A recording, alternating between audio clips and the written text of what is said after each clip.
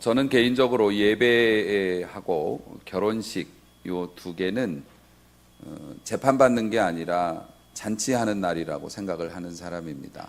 그래서 너무 엄숙하게 또 너무 이렇게 침통하게 이렇게 예배를 드리실 필요는 없다고 생각해요. 즐겁게 그리고 편안한 마음으로 그렇게 말씀을 받았으면 좋겠는데, 일단은 제가 인상부터가 좀 밝은 사람이 아니라서 여러분들이 표정이 많이 굳어 있으신 것 같아서 좀 마음 풀어지라고 이런 말씀을 드렸지만 벌써 후회를 하고 있습니다. 괜히 말한 것 같아서. 오늘 예수님의 겟세마네 기도 우리가 길게 읽었습니다. 이 기도를 보면 전에는 볼 수 없었던 예수님의 특별한 모습들이 상당히 많이 비추어지고 있어서 굉장히 의외의 말씀이죠. 우선 예수님은 기도하실 때 혼자 기도하셨어요. 늘 누구랑 같이 안 가시는데 이번에 기도하실 때는 나랑 좀 같이 가자 해서 제자들을 데리고 가셨고요.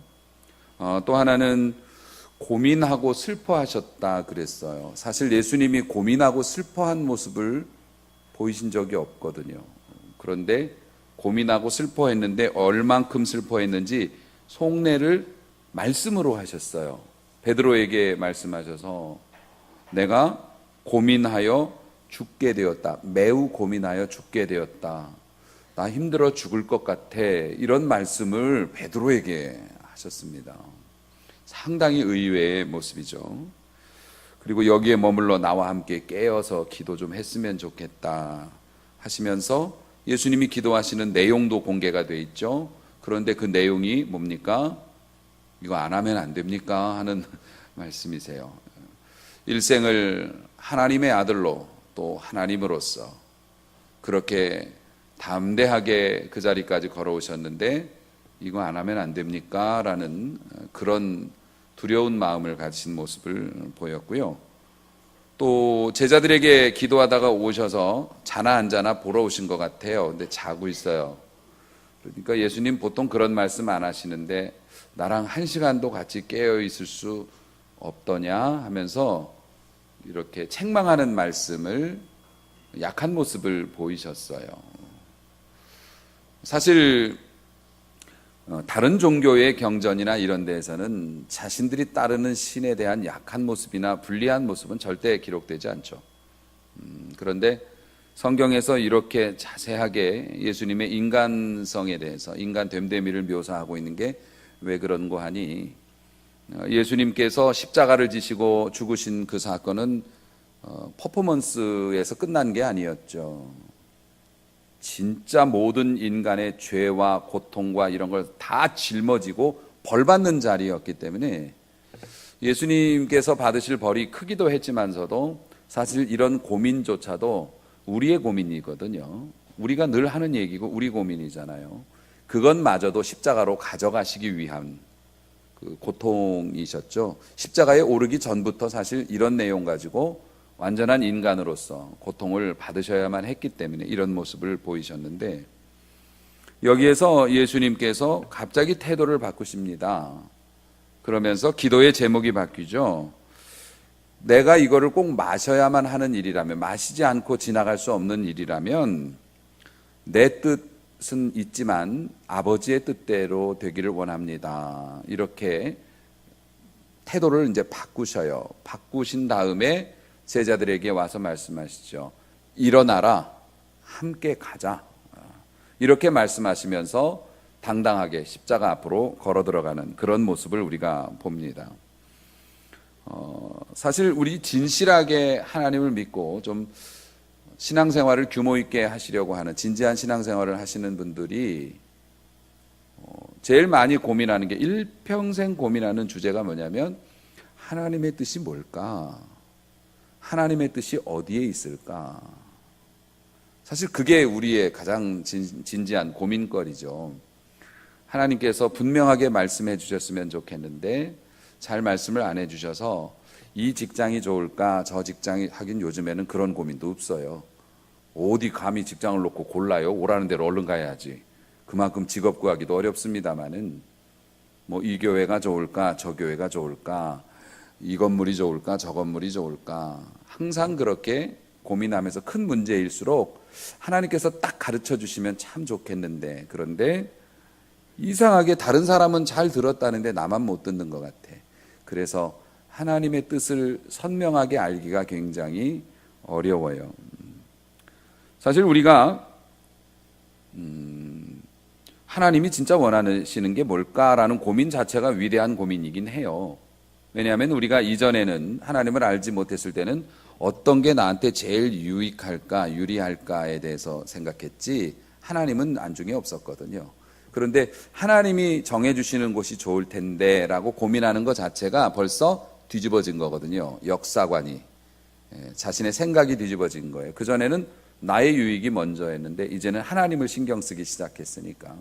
그것도 훌륭하지만 어쨌든 우리는 이제 되도록 유익한 방향으로 가려고 노력합니다만, 사실 우리가 유익하다고 그래가지고 다 성공했나요? 유익하다고 생각하는 걸 선택해서 이 집이 맛있겠다 들어가서 망한 적이 얼마나 많은데, 그렇게 훈련하고 연단받고 먹으면서 연습해도 또 속아.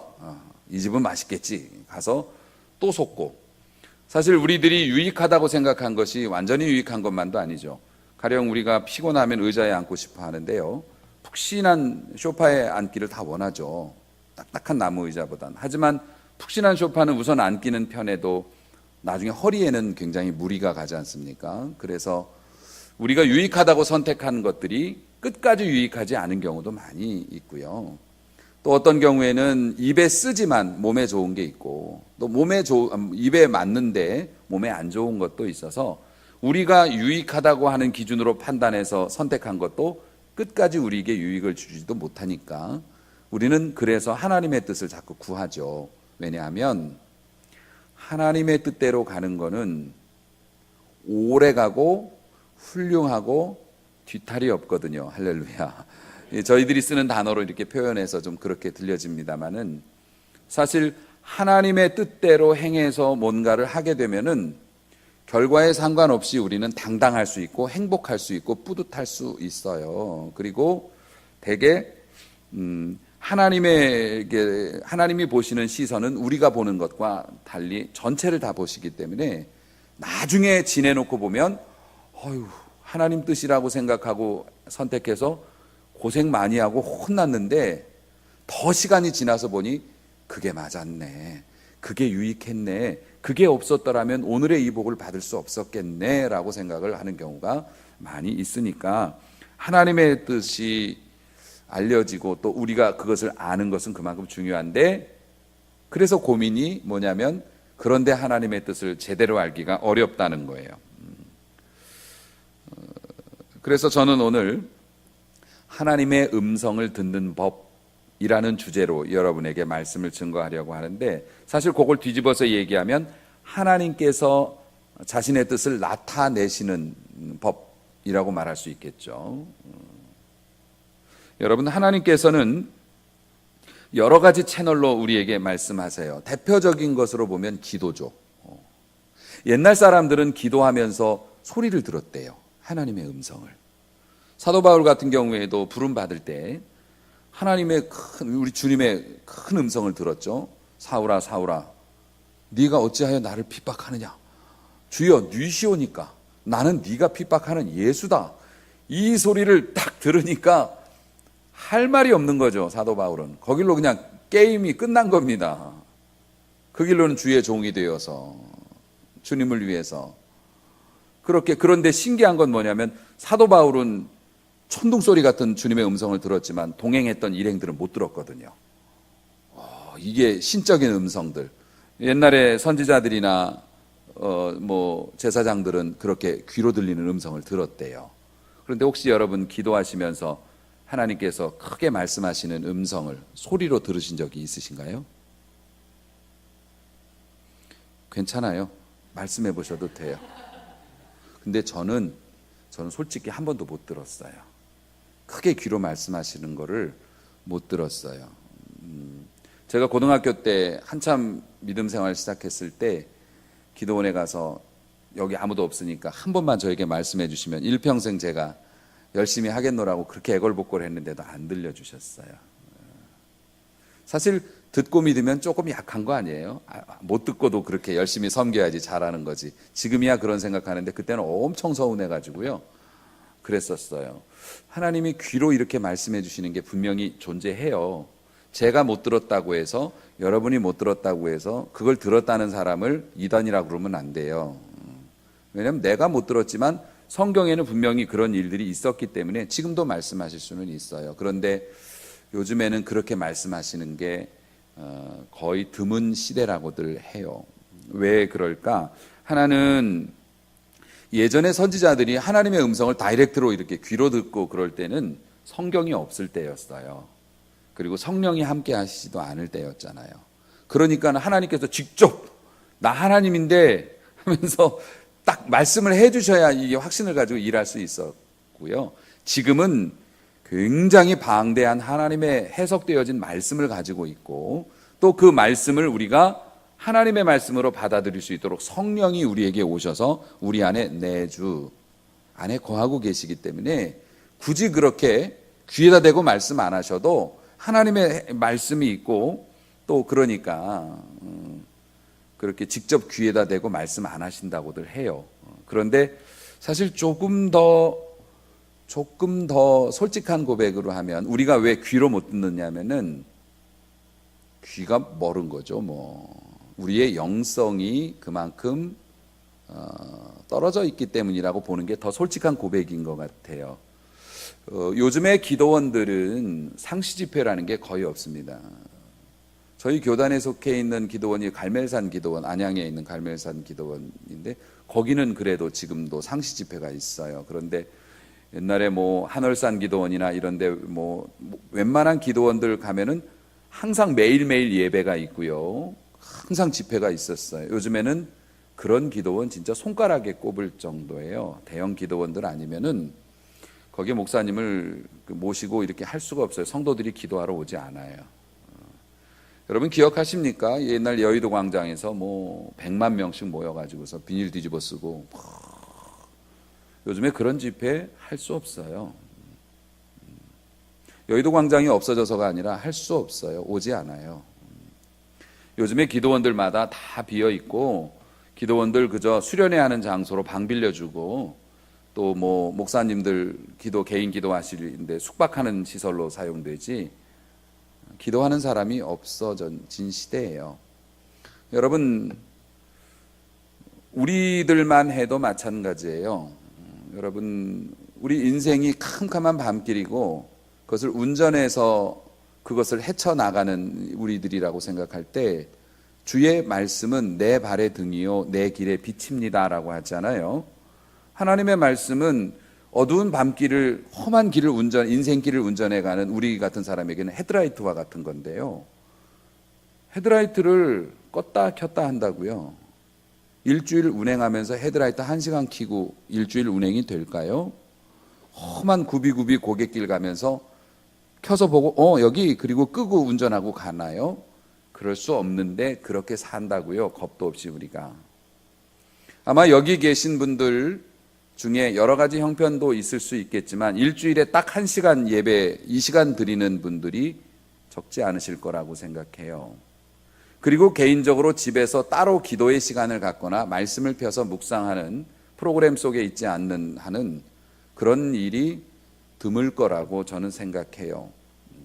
그만큼 우리의 영성이 하나님의 뜻을 알아들을 만한 귀가 약해져 있는 시대를 살고 있는 거예요. 하나님의 말씀을 들어야 할 그 시간에 계속 똑같은 말을 반복하는 홈쇼핑을 보면서 리모컨을 만지작거리고 있게 되는 그런 시대가 되었다는 겁니다. 그래서 하나님께서 직접 우리 귀에 들려주시는 선명한 말씀을 듣기 어렵다는 거죠. 그래서 요즘 하나님께서 우리에게 주시는 것이 뭐냐면은 마음의 변화로 하나님의 뜻을 알려주시기도 해요. 오늘 겟세마네 동산에서 예수님의 기도 방식이 그거였어요. 예수님께서 하나님의 음성으로 이렇게 들으신 게 아니라 기도하시면서 그 마음의 변화로 하나님의 뜻을 감지하고 순종하기로 결정하신 거죠. 우리에게도 그런 게 많이 있어요. 사실 우리의 마음속의 변화로 확신으로 또 울컥하는 그런 마음으로 하나님의 뜻을 판단하는 건 위험 요소가 굉장히 많습니다. 그건 검증받아야 돼요. 그거는 분명히. 그래서 순간적으로 떠오른 울컥하는 감동을 가지고 여보, 오늘 내가 예배 드리다가 은혜 받았어. 그래서 우리 아파트를 팔아서 바치려고 해, 교회. 그럼 이제 이혼 당하시는 거예요. 그거는 목사님하고 의논하고 그리고 계속 그 문제를 가지고 기도했을 때 하나님의 감동이 동일한지에 대해서 검증을 받아야 돼요. 그렇기 때문에 사실 우리의 마음을 통해서 역사하시는 그런 것들은 사실 검증이 필요한 좀 위험 요소가 많은 또 말씀 전달 방식이기도 한 겁니다. 그런데 가장 확실한 하나님의 뜻은 이 말씀이죠. 이 말씀에는 두 가지가 있어요. 하나는 기록된 말씀, 이 성경책. 그리고 또 하나는 기록된 말씀을 근거로 해서 선포되어지는 들리는 말씀이 있어요. 이게 이제 설교 같은 거죠. 이 말씀을 가지고 하나님께서 지금 이 순간, 지금 여기 계신 모든 분들에게 원하는 게 이거예요 라고 목회자가 기도 중에 응답을 받고 준비해서 전달되어진 이 들리는 말씀. 바울 사도가 데살로니가 교인들에게 편지를 보내면서 이런 얘기를 해요.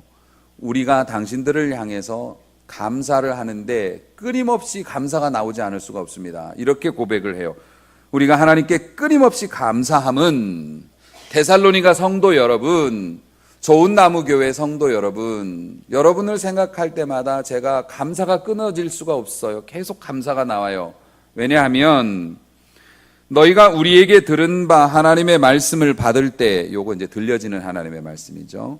사람의 말로 받지 아니하고 하나님의 말씀으로 받았음이라. 그래서 진실로 그러하도다. 이 말씀이 또한 너희 믿는 자 가운데서 역사하느니라. 할렐루야. 바울이 보니 설교를 했어요. 그런데 성도들이 인간의 말이 아닌 하나님이 하시는 말씀이라고 그냥 생각을 했어요. 오늘 들려지는 이 설교 말씀이 나에게 하시는 1대1로 하시는 하나님의 말씀이야 라고 작정을 하고 받았대요. 그랬더니 이 사람들에게 하나님의 은혜의 역사가 나타나는데 믿는 사람으로서 정말 멋진 열매들을 거두며 막 살아간대요. 그걸 보면서 목회자가 당신들을 생각할 때마다 기쁨이, 감사가 끊어지지 않아요. 왜냐하면 선포되어지는 말씀을 하나님의 말씀으로 받아서 그 삶의 열매가 막 역사하시는 게 나타난다는 소식을 제가 들으니까요. 이게 우리가 꿈꾸는 교회의 모습이지요. 사랑하는 성도 여러분, 그런데 이런 말씀을 증거하면 어떤 분들은 이렇게 말씀하세요. 아니, 목사님이 바울이면 제가 듣죠. 하나님의 말씀으로. 목사님은 바울이 아니잖아요. 그런데 여러분,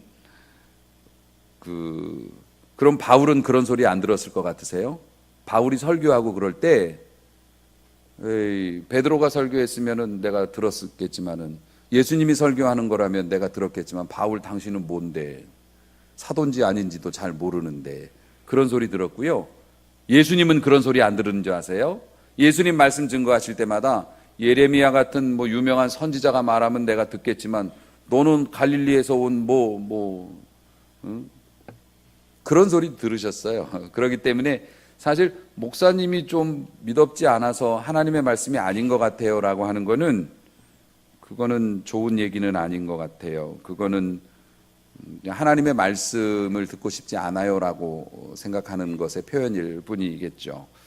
사랑하는 성도 여러분, 이런 채널 외에도 하나님의 말씀하시는 채널은 굉장히 다양합니다. 어떤 분은 운전하다가 그냥 쿵 하고 감동이 와서 갓길에 차 세워놓고 통곡을 했다는 분도 있고요. 어떤 분은 고스톱 치다가 이렇게 하나님의 음성을 들었다, 목욕하다 들었다, 그런 분들도 있고, 다양하게 말씀을 하시죠. 오죽하면 옛날에는 나귀를 통해서도 말씀하시고 짐승을 통해서도 말씀하신 적도 있으니까요.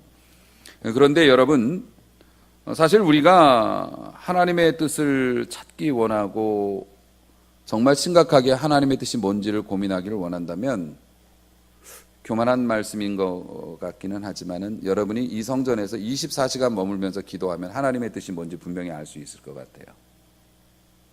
여러분이 집에 안 가고 혼자 이 성전에서 기도하고 묵상하고 목회자들과 상담하고 이전에 머물면서 하나님 어떤 게 정말 하나님의 뜻이에요라고 정말 하루만 여기 계셔도 하나님의 뜻을 모르실 리가 없어요. 아니, 우리의 문제는 하나님의 뜻을 몰라서가 아니에요. 알면서 안 하는 게 문제지. 여러분, 진짜 솔직하고 심각한 문제는 하나님의 뜻을 알아내는 법이 아니었어요. 여러분이 알고 싶기는 한 건가요? 여러분, 하나님의 뜻을 정말 알고 싶기는 하신 건가요? 진실한 열망이 있나요? 하나님의 뜻을 찾기 원하는.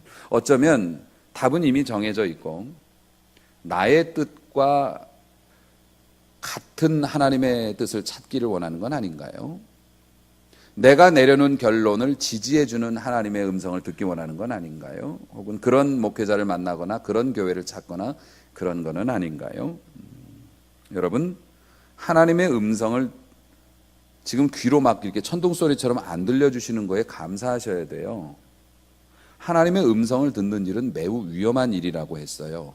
왜 그런 줄 아십니까? 만약에 여러분 혼자 기도하고 있는데 하나님께서 나타나시거나 천둥 같은 음성으로 나 하나님인데 너 담배 끊어. 그럼 어떡하실 거예요?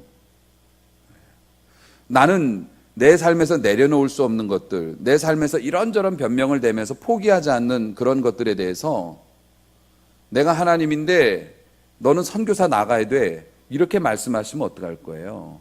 네 자식 신학대학 보내야 돼. 라고 만약에 그렇게 말씀하시면 어떡할 건데요? 부정할 수 없는 하나님의 뜻이. 그러니까 여러분, 하나님이 사실 그렇잖아요. 하나님의 뜻을 제대로 하는 건 위험하다고 얘기했어요. 왜냐하면 분명한 하나님의 뜻 앞에서 요나가 왜 벌 받았는데요? 너무나 분명한 하나님의 말씀을 거역했기 때문에 벌 받은 건데, 정말 하나님의 뜻을 알고 싶어 하지 않을 수도 있어요. 우리가 하나님의 뜻을 알고자 하는 열망이 우리에게 없는 게 문제지, 하나님께서 말씀을 안 들려주시고 모르게 해주시고 감추셔서가 아니라고요. 하나님께서는 목이 쉬셨을지도 몰라요. 얼마나 네 옆에서 내가 얘기하고 또 얘기했는데. 사랑하는 성도 여러분, 정작 중요한 문제는 하나님의 음성을 듣는 방법이 아닌 거죠. 우리가 마음만 진실하다면 하나님의 뜻은 얼마든지 알 수 있는 거고요. 아니, 그냥 봐도 하나님의 뜻이 뭔지를 아는 경우도 있어요. 그거 하지 마. 하나님이 원하시는 일이 아니야. 그런데 우리는 그걸 못 내려놓는 것 아니겠습니까? 그러면 우리는 어떻게 해야 하나요? 사실 이런 고백이 진실한 고백이죠. 저는 하나님의 뜻을 찾는 게 두렵습니다. 하지만 하나님께서 저에게 분명한 뜻을 감동으로 마음의 변화든지 음성이든지 아니면 말씀을 읽을 때 들을 때라든지 제 마음을 통해서 알려주시면 제가 순종하고 싶은데 순종할 힘이 그동안 제가 없었고 순종을 못했기 때문에 순종할 수 있는 능력을 하나님이 주신다면 제가 변화된 삶을 선택하려고 합니다라는 게 솔직한 고백이겠죠. 사랑하는 성도 여러분, 우리 장로님도 그렇게 기도하셨습니다만 우리 아버지 하나님은 한 번도 우리가 아기 때 이 세상에 태어났을 때부터 그 손 잡아주셨고 그 전에부터도 우리의 이름을 알고 계시지만 한 번도 놓으신 적이 없음을 믿으시기 바랍니다. 그래서 지금도 하나님께서는 우리 손을 붙잡고 우리가 행복한 길, 그게 뭐냐면 하나님이 우리에게 예비하신 그 길이 제일 행복하죠. 똑같은 길이 아니에요. 우리에게 예비하신 우리의 길이 있는데 그게 제일 행복하죠. 그곳으로 데려가려고 하시는데 우리가 그 음성을 지금 못 듣는다는 거 아닙니까? 그래서 우리의 기도 제목이 좀 바뀌어야 한다는 거죠. 이런 예화가 있어요. 전에 함께 신앙생활 하셨던 이제 은퇴하신 장로님께서 교사로 재직을 하실 당시에 담배를 굉장히 좋아하셨대요.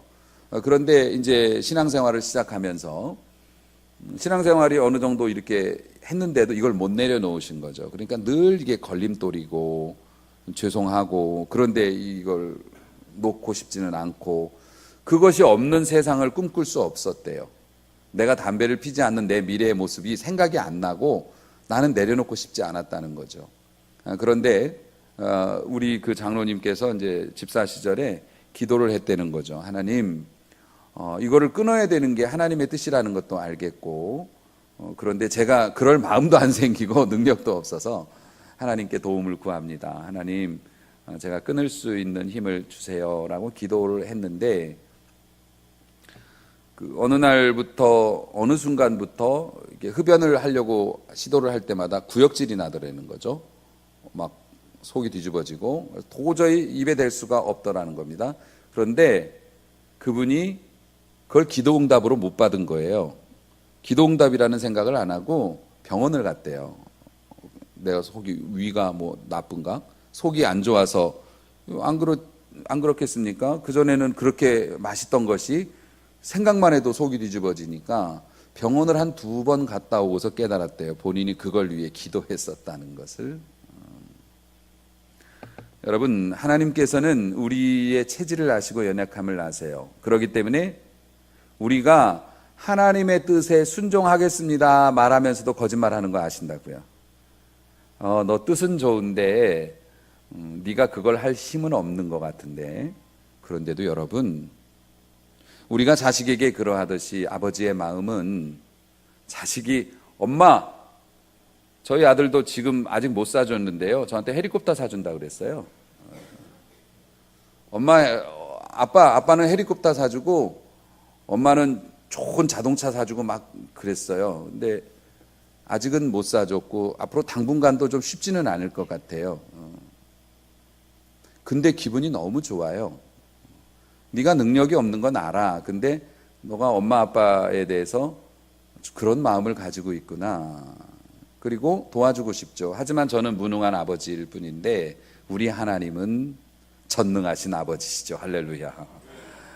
하나님께서는 결단하고 결심하고 하나님의 뜻을 따르고자 하는 자에게 능력도 주시는 줄로 믿으시기 바랍니다. 저는 교회가 이렇게 이제 새롭게 이렇게 시작이 되어져서 늘 고민이에요. 저희 교회 성도님들이 많이 좀 오셔서 정착해 줬으면 좋겠고, 우리가 어렵고 힘들 때 정말 꿈꾸고 소원했던 사역들 다시 막 해보고 싶고, 정말 다른 이들을 많이 도와주거나, 저희는 특별히 군부대 선교에 저는 그 마음이 다 가 있는데요. 그런 걸 많이 하고 싶어요. 왜냐하면은 요즘에 애들을 붙잡기가 얼마나 어려운데요. 청년들도 그렇고 정말 어려울 때 군부대에 있는 짧은 그 기간 동안은 애들이 완전히 포맷되잖아요. 완전히 수준도 비슷해지고, 그때 주님 만나기가 제일 좋은 절호의 기회라고 생각해요. 근데 한국 교회들이 군선교회에 대해서 이렇게 열심히 하지 못하는 이유가 사실 우리 교회에 당장 이득이 안 되기 때문에 그래요. 걔들이 제대해서 우리 교회에 오는 것도 아니고.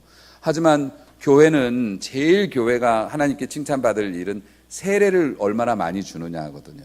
안 믿는 사람을 믿게 만드는 것이 교회의 사명이기 때문에, 그래서 저는 그런 사역도 하고 싶고 막, 그런데 재정적인 어려움에 발목 잡히고 뭐 그래서 교회를 유지하는 데에만 모든 역량이 집중이 된다면 얼마나 슬픈 일입니까? 그래서 우리 교회가 막 성장했으면 좋겠고, 또 우리 교회 방문하시는 분들에게 잘 보이고도 싶고, 우리 교회 막 좋은 교회라고 말하고도 싶지만 절대로 그런 거에 넘어가실 분들이 아니죠.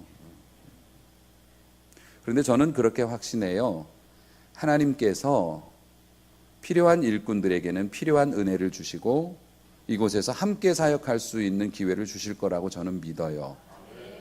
괜히 그거 가지고 기분 나빠하거나 낙심하거나 실망하거나 뭐가 부족하지, 우리가 그럴 필요가 없는 것이, 하나님께서는 가령 이 목회자가 하나님 앞에 이런 일을 하고 싶어요, 또 그렇게 하나님께 쓰임받고 싶어요 라고 고백하면 하나님께서 그 일을 하기에 필요한 사람들을 보내주시고 필요한 재정을 채워주시고, 저는 그렇게 믿고 살거든요.